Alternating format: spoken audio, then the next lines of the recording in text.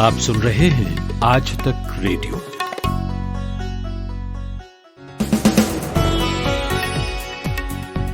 चौबीस सितंबर की शाम है। मेरा नाम नितिन ठाकुर। वीकेंड शुरू होने को है और इससे पहले कि आप वीकेंड मोड में आ जाएं, फटाफट शुरू करते हैं दिन भर। आज पीएम मोदी के अमेरिकी दौरे का दूसरा दिन है। थोड़ी ही देर में उनकी मुलाकात राष्ट्रपति जो बाइडेन से होगी। तो क्या बात होगी और वहां का मीडिया इसे कैसे देख रहा है, समझेंगे। असम के दरांग जिले का एक वीडियो सामने आया है कल। सोशल मीडिया पर काफी वायरल रहा। इसमें कुछ लोग पथराव करते और पुलिस गोलियां चलाती दिख रही है। वजह क्या है इस हिंसा की, जानेंगे।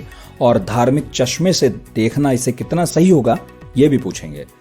बात कांग्रेस की भी करनी है, जहां एक तरफ कैप्टन अमरिंदर सिंह बयान पर बयान दिए चले जा रहे हैं और दूसरी तरफ पंजाब कैबिनेट विस्तार को लेकर भी मंथन चल रहा है।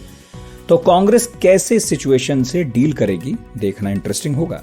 फिर बात शेयर बाजार की, क्योंकि रोज यहां नया इतिहास लिखा जा रहा है। 60,000 का आंकड़ा पार हो गया है, तो इस यात्रा को भी सुनेंगे। लेकिन पहले हेडलाइन सुनते हैं खुशबू से। इटली ने आज कोरोना वैक्सीन कोविशील्ड को मान्यता दे दी है। इस फैसले के बाद कोविशील्ड लगवाने वाले नागरिक अब यूरोपीय देशों में यात्रा के लिए ग्रीन पास के लिए पात्र होंगे। इससे पहले विदेश मंत्री एस जयशंकर ने इटली के विदेश मंत्री लुइगी डी माओ से बात की थी। दोनों नेताओं के बीच वैक्सीन की पहुंच को तेज करने को लेकर चर्चा हुई थी। एयर इंडिया के एक प्लेन की इमरजेंसी लैंडिंग करानी पड़ी। उड़ान भरने के 60 मिनट बाद इसमें तकनीकी खराबी आ गई और ये विमान चेन्नई से अंडमान जा रहा था और इसमें 123 यात्री सवार थे।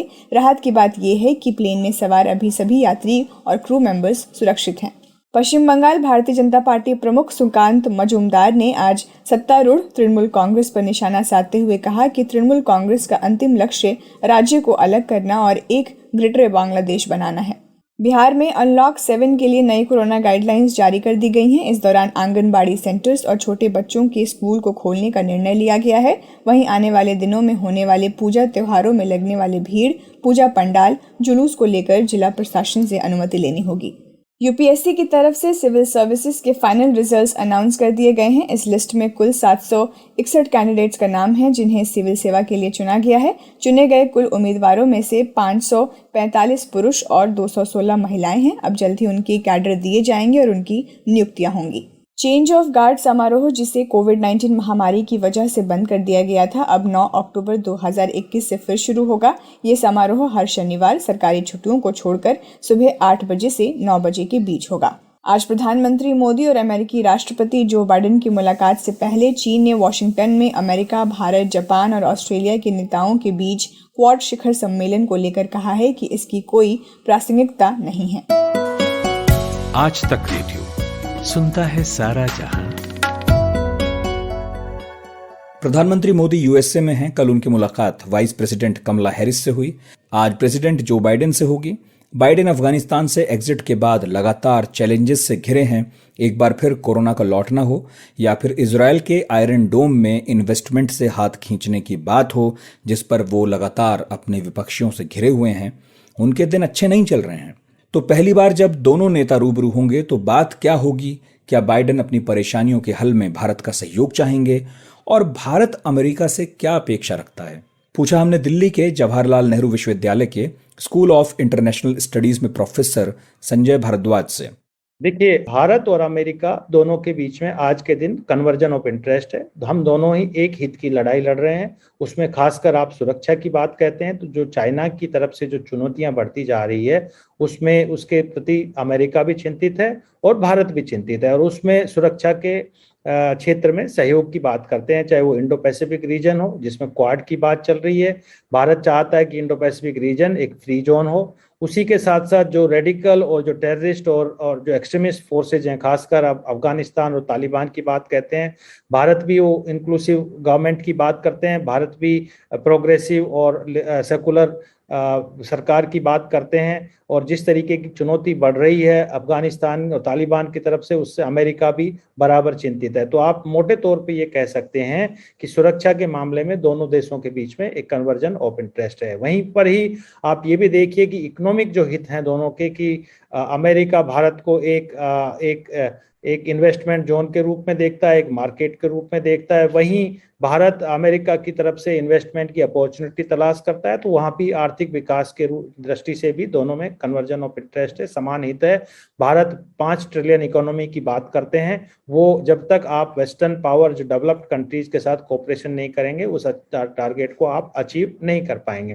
तीसरा, निश्चित रूप से भारत डेमोक्रेसी और पॉलिटिकल स्टेबिलिटी की बात करते हैं, वो अमेरिका भी करता है। तो आप ये देखिए कि अब चाहे ट्रंप हो चाहे बाइडेन हो, दोनों के आने से भारत और अमेरिका के रिश्तों में कोई किसी तरीके का बदलाव नहीं आया, क्योंकि दोनों इन चुनौतियों से वाकिफ है।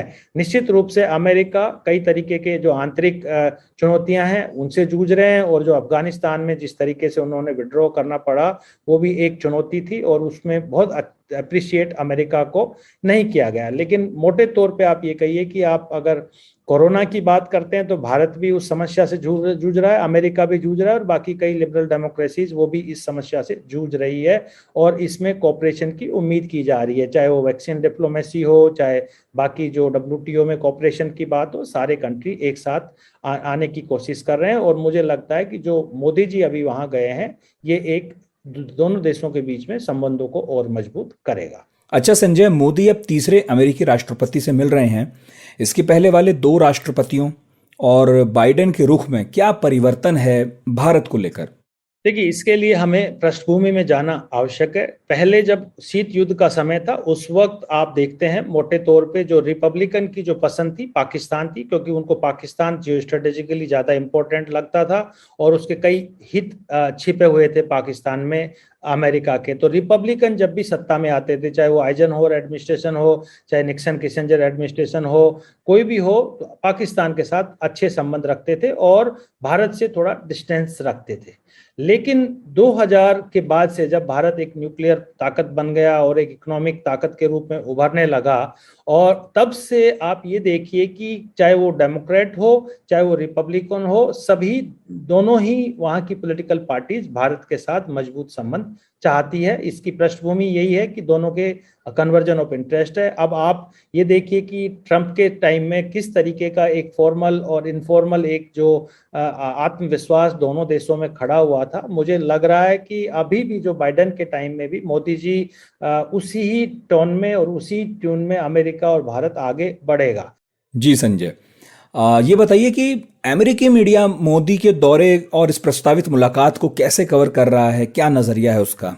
निश्चित रूप से जो वहाँ के जो मीडिया है अमेरिका का, वो भारत को एक अलाई के रूप में देखता है, भारत को एक पार्टनर के रूप में देखते हैं, और वो कोशिश कर रहे हैं कि भारत और अमेरिका दोनों ही, चाहे वो इंडो पैसिफिक क्षेत्र में हो, उसको क्वाड के संदर्भ में देख लीजिए, या फिर तालिबान और अफगानिस्तान का मुद्दा हो, पाकिस्तान का मुद्दा हो, वहां पे दोनों मीडिया दोनों से उम्मीद करते हैं कि इनकी पार्टनरशिप हो, और इस तरीके की जो चुनौतियां बढ़ रही है, जो आतंकवाद की चुनौती है या जो फंडामेंटलिस्ट और रेडिकल फोर्सेस की तरफ से चुनौतियां आ रही है, उन चुनौतियों को दोनों देश मिलके उसका सामना करें। तो मुझे जहां तक लग रहा है कि जो कमला हैरिस वाइस प्रेसिडेंट से बात हुई, या बाकी जो बायलैटरल समिट्स हो रहे हैं जिसमें भारत के प्रधानमंत्री जापान के प्रधानमंत्री से मिले, या भारत के प्रधानमंत्री ऑस्ट्रेलिया के प्रधानमंत्री से मिले, और अभी जो बाइडेन से मुलाकात आज तय है, और उसके साथ ही साथ UN जनरल असेंबली के सेशन में, तो वहाँ के मीडिया को, वहाँ की दुनिया को भारत से उम्मीद है।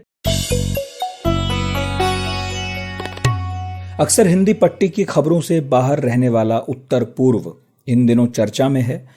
वजह है असम राज्य।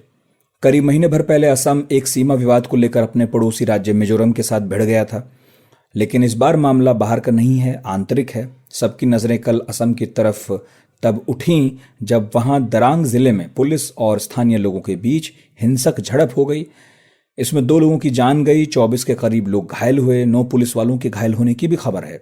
पुलिस का कहना है कि लोग जो हैं वहां अतिक्रमण किए हुए थे, ऐसे में इलाके को खाली कराने के दौरान लोगों ने हमला कर दिया। इस हिंसा पर राजनीतिक बयानबाजी भी हुई। कांग्रेस नेता राहुल गांधी ने कहा कि राज्य सरकार खुद इस आग को हवा दे रही है, जबकि असम कांग्रेस के अध्यक्ष भूपेन बोरा ने मुख्यमंत्री हिमंता बिस्वा शर्मा की आमद के बाद से प्रदेश में पुलिसिया और एनकाउंटर राज के बढ़ने की बात कही। आरोपों के शोर से हटकर हमने इस हिंसा का कारण समझने की कोशिश की है। क्या केवल अतिक्रमण का मामला है ये, या फिर कुछ और है? साथ ही से धार्मिक चश्मे से देखना कितना ठीक है, क्योंकि कुछ लोग ऐसा कर भी रहे हैं। ये हमने पूछा नॉर्थ ईस्ट रीजन पर करीबी नजर रखने वाले इंडिया टुडे मैगजीन के डिप्टी एडिटर कौशिक डेका से। उस इलाके की ही बात नहीं है, पूरे असम में अतिक्रमण एक मसला है और कई सारे सरकारी डॉक्यूमेंट्स में मिलेंगे, कोर्ट केसेस में मिलेंगे आपको ये तथ्य कि कम से कम 15 डिस्ट्रिक्ट असम के अतिक्रमण के भुक्तभोगी है और कम से कम 22% फॉरेस्ट लैंड असम के अतिक्रमण में जा चुके हैं। अब उनको क्लियर करने के लिए, अतिक्रमण से मुक्त करने के लिए काफी दफा लोगों ने, और जब मैं लोग कहता हूँ तो मैं ना हिंदू की बात कर रहा हूँ ना मुस्लिम की बात कर रहा हूँ, लोगों ने, जो वहाँ के नेटिव्स है, उन्होंने कई दफा सरकार से आग्रह किया कि ये अतिक्रमण मुक्त किया जाए। 2015 पे एक कोर्ट केस फाइल किया गया था मंगलदोई डिस्ट्रिक्ट कोर्ट में। अतिक्रमण से ये जो 77,000 बीघा जमीन जो मुक्त करने की बात किया जा रहा है अभी, वहां पे मंगलदोई में एक कोर्ट केस हुआ था और आपको जान के हैरानी होगी कि उस कोर्ट केस में एक जो कंप्लेनेंट थे उनके नाम थे कोबद अली। तो इससे पता चलता है कि ये एक रिलीजियस मसला नहीं है, ये जमीन को लेके मसला है, नेटिव्स वर्सेस एनक्रोचर्स। अब ये बात कोर्ट तय कर या सरकार तय करेंगे या जो भी अधिकारी जिसके हाथ ये अधिकार है वो तय करेंगे कि ये जो एनक्रोचर्स है, जो अतिक्रमणकारी है,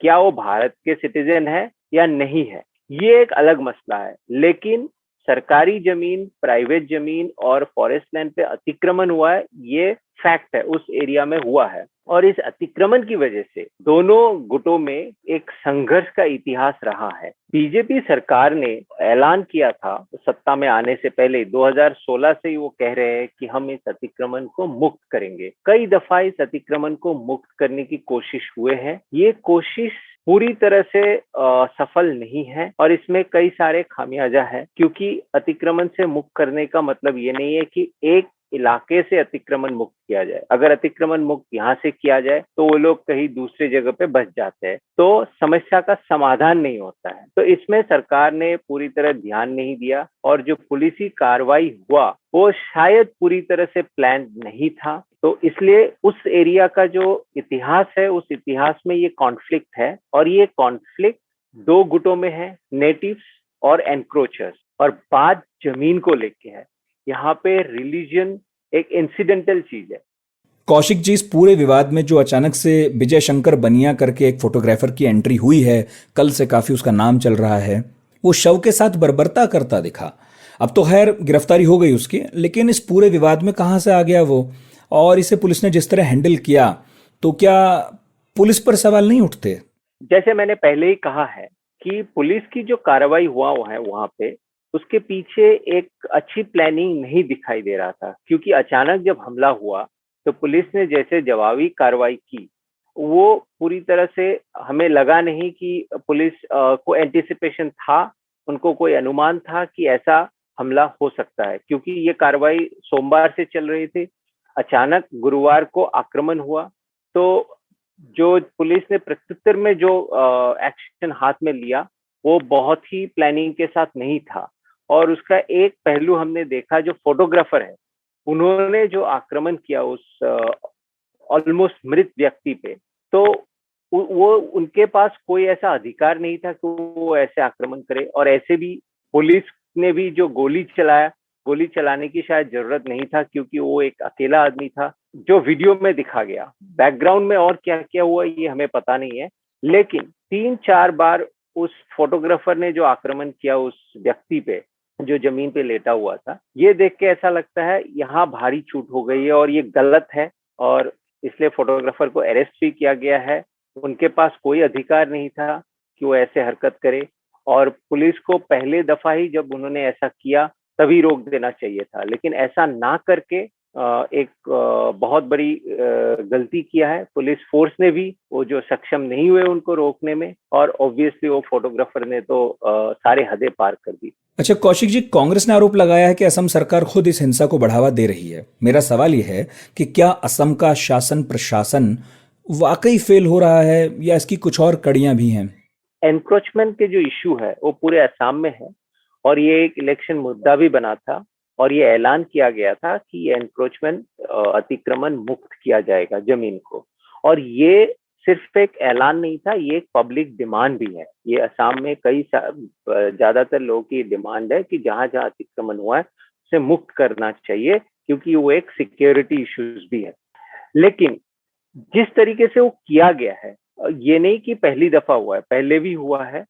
तो जिस तरीके से वो हुआ, ये अतिक्रमण से मुक्त करने के जो पुलिसी कार्रवाई हुई, उसमें जो हिंसा भड़की और जिस तरह से एक आदमी पे पुलिस ने मिलकर आक्रमण किया, ये एपिसोड ने पूरे एक्सरसाइज को एक गलत तरीके से पेश किया।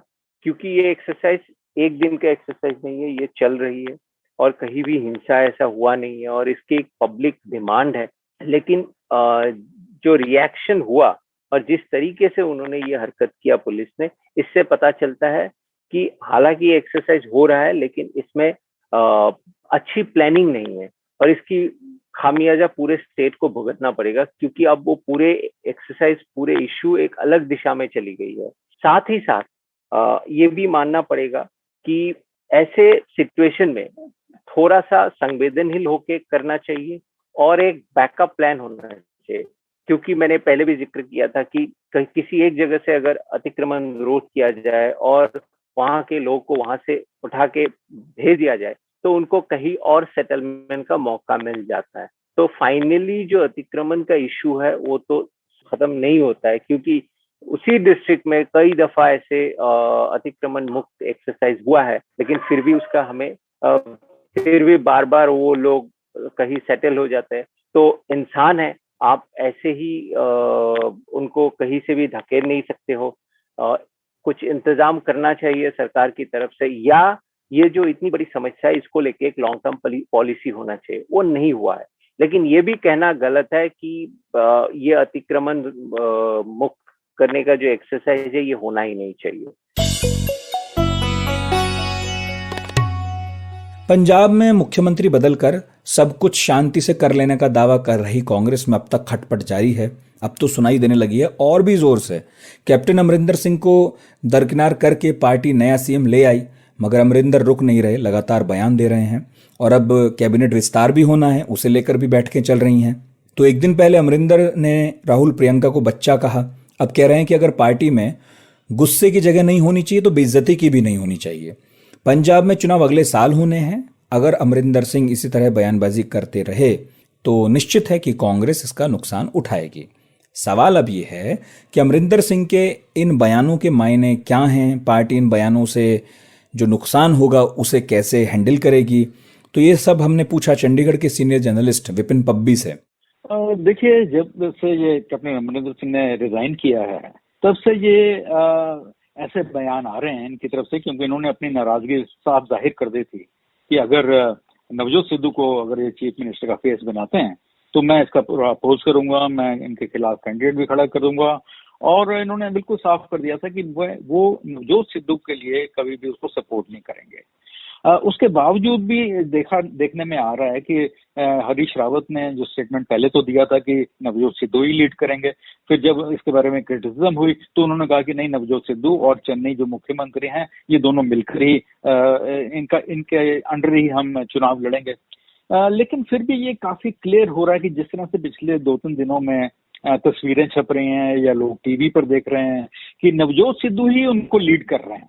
चाहे वो एक हवाई जहाज के साथ उनकी फोटो है जिसके अंदर वो दिल्ली जा रहे हैं, चाहे वो उनको हाथ पकड़कर गोल्डन टेम्पल की तरफ लेकर जा रहे हैं, या वो जो है उनको थापी दे रहे हैं प्रेस कॉन्फ्रेंस के टाइम पे। तो लगता है कि जैसे वो उनको काम डिक्टेट करने की कोशिश कर रहे हैं। और दूसरी तरफ ये है कि कांग्रेस कोई एक भी कदम अभी तक उन्होंने नहीं उठाया कि नाराज अमरिंदर सिंह से मिलने को जाए, चाहे वो हरीश रावत है, चाहे राहुल गांधी, प्रियंका चंडीगढ़ आए हुए थे 2-1 दिन पहले, किसी ने भी कोई कोशिश नहीं कर रहा कि उनके साथ कांटेक्ट करने की। तो वो जो है अब हालात ऐसे हो रहे हैं कि उनके पास शायद कोई चारा और बचेगा नहीं। और जैसे उन्होंने बयान दिए हैं कि कहां से भी नवजोत सिद्धू कंटेस्ट करेंगे इलेक्शन, हम उनके खिलाफ बड़ा स्ट्रॉन्ग कैंडिडेट डालेंगे। इससे साफ जाहिर है कि या तो वो अपनी रीजनल पार्टी बनाएंगे या किसी और पार्टी में ज्वाइन करेंगे। वो तभी हो सकता है जब वो किसी कैंडिडेट को उनके खिलाफ खड़ा करना चाहें।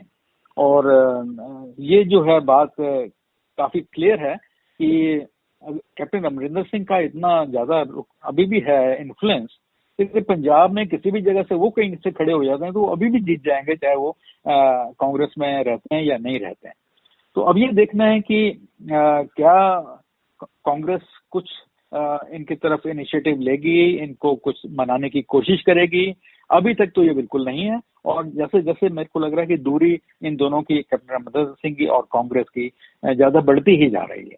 विपिन जी, इसके अलावा कैबिनेट विस्तार को लेकर भी मंथन हो रहा है बहुत, तो असंतुष्टि भरे इस माहौल में कांग्रेस कैसे समीकरण साधेगी कि सभी लोग संतुष्ट हो जाएं, और सारे इक्वेशन और सारे स्टेक होल्डर्स को भी कैसे मैनेज करेगी?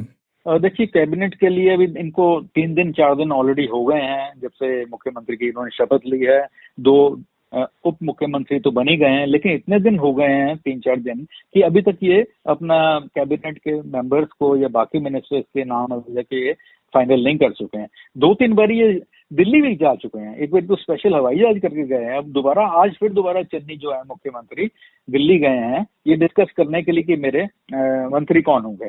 कैप्टन अमरिंदर सिंह ने ये बयान भी दिया है, और वाकई के टाइम पर ये होता था कि वो किसी से पूछते नहीं थे कि मैं इसको मंत्री बनाऊं या ना बनाऊं, वो अपना डिसीजन लेते थे, और अगर कोई कांग्रेस हाईकमांड को कोई ऑब्जेक्शन होती तो बता देते होंगे, लेकिन ज्यादातर कैप्टन अमरिंदर सिंह ने जो रेकमेंड किए, क्योंकि वो टीम के लीडर हैं, तो वो उनके नाम मान लेते थे। ये बहुत सालों के बाद, बहुत अरसे के बाद ये ऐसा हो रहा है कांग्रेस में कि जो चीफ मिनिस्टर है उसको बार बार दिल्ली बुलाया जाता है, और उसको जो अपने मिनिस्टर हैं उनके लिए वो जो पंजाब से नहीं भी हैं उनको कंसल्ट करना पड़ता है, उनकी मोहर लगेगी, उसके बाद ही वो उनके मंत्री बनेंगे। इससे बहुत अच्छा इंप्रेशन कांग्रेस के बारे में नहीं जा रहा। पंजाबियों में खासतौर पर ये है कि वो चाहते हैं कि हमारे पंजाबी जो है वही डिसीजन ले, और जो लोकल डिसीजन है उसी पर ही वो कायम रहे। यही एक रीजन है कि पिछली बारी आम आदमी पार्टी को बहुत अच्छे वोट नहीं मिले, जबकि उनके चांसेस बहुत अच्छे थे, क्योंकि उन्होंने दिल्ली के ऊपर बहुत सारी चीजें छोड़ दी थी। अब ये जो कांग्रेस का सेटअप अब का है, इसमें भी वो चीजें जो हैं कांग्रेस पर छोड़ी गई हैं, और 2-3 दिन से वो डिसीजन नहीं ले पा रहे कि हम किसको लें या ना लें। हालांकि जरूर है कि उनको एक बैलेंसिंग करनी बहुत जरूरी है कि उसको बैलेंस कैसे करेंगे। तो सारे वो कास्ट फैक्टर और इस तरह की चीजें ले रहे हैं, लेकिन फिर भी इतना ज्यादा समय लगने से कोई बहुत अच्छा इंप्रेशन नहीं जा रहा, और टाइम बहुत कम रह गया, 4-5 महीने टोटल इलेक्शन में, जिसमें 3 महीने ही हैं, उसके बाद मॉडल कोड ऑफ कंडक्ट लग जाएगा। तो उनके लिए तो एक एक दिन बड़ा कीमती है इस गवर्नमेंट के लिए, और इतना समय से अभी ये डिसीजन नहीं ले पाए हैं। तो एक किया सकती, इनसे उम्मीद की जल्दी से ये डिसीजन लें और अपने काम पर लगें। चलिए, मोदी बाइडेन की बात हो गई, ये भी जान लिया कि असम में बवाल क्यों हो रहा है। बात अब शेयर मार्केट की करते हैं, जहां फिलहाल खुशी का माहौल है। स्टॉक मार्केट गुले गुलजार हुआ पड़ा है। सेंसेक्स ने 60,000 का आंकड़ा पार कर लिया है। शेयर बाजार के कारोबारी मार्केट की इस तेजी में बहुत खुश दिखाई दे रहे हैं। जनवरी 2021 में सेंसेक्स ने 50,000 का आंकड़ा पार किया था, फिर मार्केट थोड़ा सुस्त दिखाई दिया, और अब 8 महीने बाद फिर से जो रफ्तार पकड़ी है तो मामला सीधा 60,000 के पार हो गया है। कितनी बड़ी उपलब्धि है ये। इस यात्रा में कौन कौन से सेक्टर्स का बड़ा योगदान रहा, ये बता रहे हैं इंडिया टुडे के डेटा इंटेलिजेंस यूनिट के मेंबर दीपू राय। देखिए, सबसे बड़ी बात तो उसमें यही रही कि आमतौर पर अगर हम 2 हमारे यहाँ जो एक्सचेंजेस हैं जिनको की करीब जैसे बीएसई में आपके जो 30 शेयर्स को लेकर के एक इंडेक्स बनाया जाता है, और निफ्टी में 50 शेयर्स होते हैं, स्क्रिप्ट्स होते हैं, तो उनको लेकर के जो इंडेक्स बनता है उसके बेसिस पर हम ये उतार और चढ़ाव का नंबर्स कैलकुलेट करते हैं। मोस्ट ऑफ द टाइम ज्यादातर ये देखा गया है अभी जो आज की इसको टेक्निकली लोग रैली बोलते हैं, जो ब्रोकर या ट्रेडर्स कम्युनिटी है, उसके बेसिस पर सबसे ज्यादा जो बैंक्स का एक तरह से कहा जाए या बाकी जो रियल एस्टेट फर्म्स हैं, स्पेसिफिकली जैसे ओबेराई रियल्टी हुई या डीएलएफ हुआ, जो कि 1 ट्रिलियन उसका मार्केट कैपिटलाइजेशन हो गया। और इसके पीछे जो रीजन है वो ये है कि आप केयर करेंगे तो 1 दशक के बाद होम लोन के जो रेट्स हैं वो करीब 6.5%, 7% के आसपास आ गए हैं, लोवेस्ट है। करीब करीब 2007-8 के दौरान जब क्राइसिस थी उससे पहले के अराउंड करीब 6.5% पर लोन मिलते थे, होम लोन। वो आज की सिचुएशन है और बहुत सारे ऐसे ट्रिगर जो वैक्सीनेशन के नंबर्स हैं वो इस बाजार को एक तरह से ट्रिगर दे रहे हैं, क्योंकि अभी 3 दिन पहले ही आप इंटरनेशनल सेंटिमेंट्स बहुत पुअर था और रीजन ये था कि चाइनीज डेवलपर्स का जो फिक्स सिक्योरिटीज थी जहाँ पे वो बॉन्ड्स वगैरह के रिपेमेंट में स्पेसिफिकली जो डॉलर डिनोमिनेटेड बॉन्ड्स होते हैं उसको पे करने में ऐसा लग रहा था कि वो कैपेबल नहीं है और अभी भी वहाँ पे सिचुएशन काफी वर्स है। हालांकि युआन के जो डिनोमिनेटेड बॉन्ड है उस पर्टिकुलर बिल्डर के वो उसने पे करने शुरू कर दिए हैं। तो ये जो मेजर इंडिया में 91 सेशन में आप देख लीजिए कि 10,000 पॉइंट्स केवल 91 सेशन में ट्रेडिंग हुई और 10,000 का नंबर बढ़ गया। तो ये जो उछाल जिसको कहिए वो ऑलमोस्ट जो पैंडेमिक के टाइम पे ऑलमोस्ट लो पर था मार्च में 2020 में, उससे काफी ज्यादा अब तक का सबसे ज्यादा एक तरह से कहा जाए कि ये रिकॉर्ड ग्रोथ है। और ये ज्यादातर कुछ जो सर्टेन जो शेयर हैं स्पेसिफिकली अगर आप देखिए तो HDFC हुआ या बाकी ओबेरॉय रियल्टी जैसा मैंने बताया, कुछ इस तरह के जो शेयर हैं उनमें इनके उछाल देखे गए।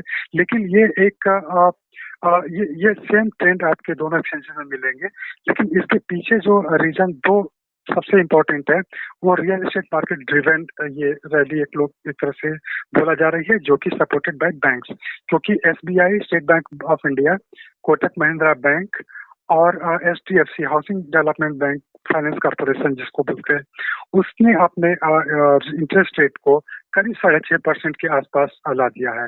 तो ये एक जो नंबर्स है वो साफ साफ दिखाता है कि इस तरह से जो market mainly real estate driven हो गई। दीपू जी, थोड़ी बात GDP की भी कर लेते हैं। क्या सेंसेक्स और GDP के बीच में कोई कनेक्शन है? और ये जो आंकड़ों में उछाल आया है क्या इससे GDP में भी कोई मदद मिलेगी?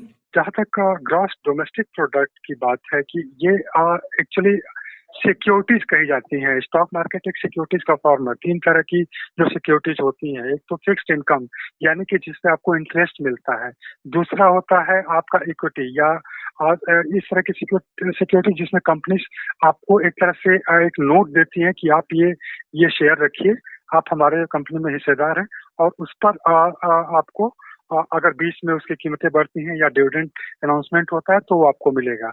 और थर्ड जो डेरिवेटिव्स होता है, लेकिन हम इक्विटी की अगर इसमें बात करें इस सिक्योरिटी की, तो यह बहुत ज्यादा एक इंडिकेशन जरूर हल्का हो सकता है कि सारे बिजनेस सेंटिमेंट बेटर हो, लेकिन मोस्टली ये ज्यादातर सेंटिमेंट्स पे रन करते हैं, क्योंकि आप ये नहीं कह सकते कि आज स्टॉक मार्केट 60,000 चला गया तो अगले क्वार्टर का जो GDP है उसमें भी इसी रेशियो में बढ़ोतरी हो जाएगी। ये बिल्कुल नहीं होता है, डायरेक्ट कोरिलेशन तो एकदम नहीं होता। हाँ, ये जरूर होता है कि एक सेंटिमेंट्स को दिखाता है कि इन्वेस्टर्स स्पेसिफिकली इक्विटी में ज्यादा इंटरेस्ट है, लेकिन वो साथ ही साथ ये भी देखने में आता है कि आमतौर पर जब वो रियल इकोनॉमी की बात होती है तो ये सारी कंपनीज वहाँ उस रेशियो में इन्वेस्टमेंट नहीं कर रही है, वहाँ काफी कम कर रही है। क्योंकि अगर आप जो कंपनी इंडस्ट्रियल लोन की बात करें या बाकी सर्विसेज सेक्टर को जो लोन की बात करें उसमें काफी डीप है, वो काफी नीचे जा रहा है। और जनरली बैंकिंग सेक्टर पर अभी भी जो बोझ लोन का है, कॉर्पोरेट क्रेडिट का, वो काफी उसका एक तरह से कहा जाए दबाव है। तो GDP का बढ़ना स्टॉक मार्केट से बिल्कुल ही डायरेक्टली कोई रिलेशन नहीं है, ये एक सेंटिमेंटल इशू होता है। और आमतौर पर जो बेचे गए शेयर है, कंपनी ने रिलीज किया है जो सिक्योरिटी, उसके ट्रांजैक्शन का एक इंडेक्स है ये। तो इंडेक्स कभी भी एब्सोल्यूट टर्म में किसी ग्रोथ को नहीं बताता। और अब दिन भर को समेटने का वक्त। कल आपके लिए लाना है रुपये पैसों से जुड़ा podcast money manager. Shubham Shankhdhar हमारे साथ होंगे, जरूर सुनिएगा। और उसमें आप लोगों के भेजे कई सवालों के जवाब भी हम देते हैं। आप सुनिएगा, बताइएगा कैसा लगा, और कोई सवाल हो तो वो भी हमें बताइएगा। 3 तरीकों से आप हमें अपनी बात कह सकते हैं। एक तो radio@aajtak.com हमारा मेल ID है, या व्हाट्सएप नंबर भी है हमारा 9953323303। और तीसरा यह है कि हमारे सोशल मीडिया प्लेटफॉर्म्स पर आकर लिख दीजिए अपनी राय, हम पढ़ लेंगे। आज का दिन भर प्रोड्यूस किया है खुशबू कुमार और रोहित त्रिपाठी ने। साउंड मिक्सिंग की है सचिन द्विवेदी ने। और मेरा नाम Nitin Thakur. Stay safe, stay connected और सुनते रहिए आज तक रेडियो।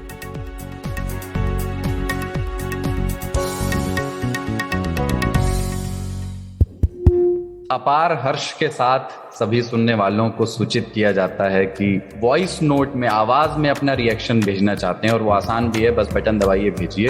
तो नंबर है, लिख लीजिए कि 99-533-233-03। जो लोग दूरदर्शन के अभ्यस्त हैं उनके लिए मैं पढ़ दूं इसको, 99-533-233-03। गुमशुदा तलाश के लेकिन ठीक है, इसमें मतलब 3 ताल का जो नंबर आपने बताया है उसमें 5 बार 3 आया है, तो याद तो बाकी 5 ही करने हैं। हाँ तीन की भरमार है इसमें। हाँ, 3 ताल में 3 की भरमार होनी भी चाहिए।